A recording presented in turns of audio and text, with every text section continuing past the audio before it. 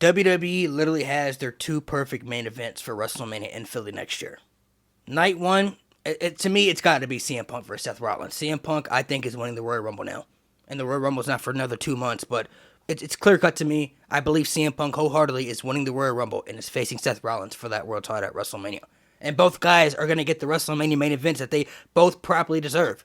Because Seth Rollins has never had a proper WrestleMania main event build-up match, and CM Punk should have got his over 10 years ago. Like, that's literally screaming the perfect main event for night one to me. Like, you can add a little personal beef that, Seth Rollins may feel towards CM Punk and add it to the storyline to make the storyline, more personal and better for the fans to get intrigued more by. I think it's a win-win situation.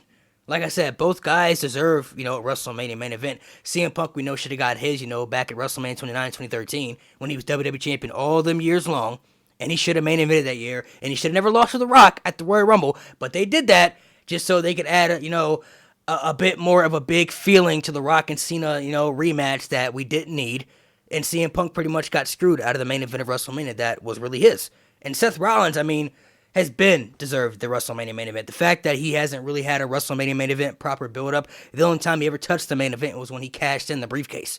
But that really, wasn't his main event still. It was Roman Reigns versus Brock Lesnar.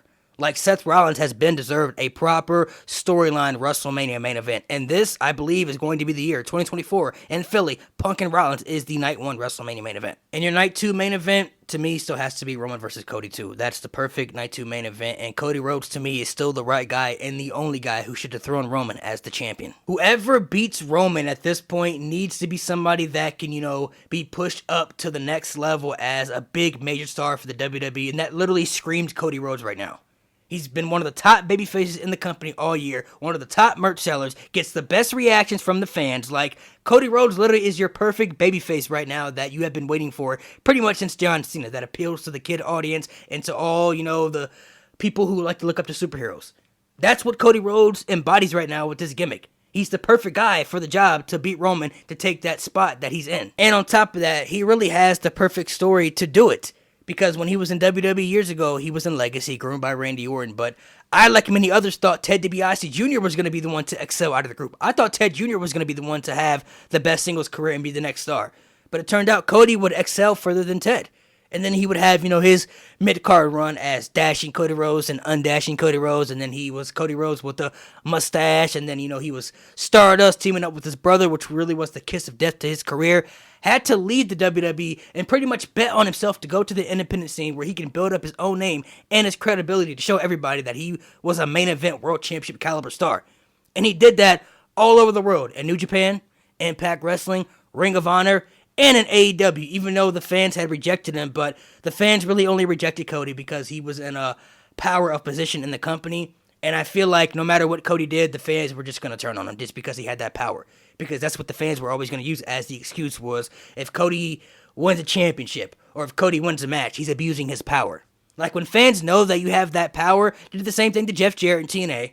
When they know that you're in a position where you are in creative control of, power within the company and you're making, executive decisions, the fans are instantly going to feel that way. So Cody leaves the company after, rebuilding himself into the American Nightmare, comes back to WWE, and is more popular and more successful and more over than he's ever been in his whole career.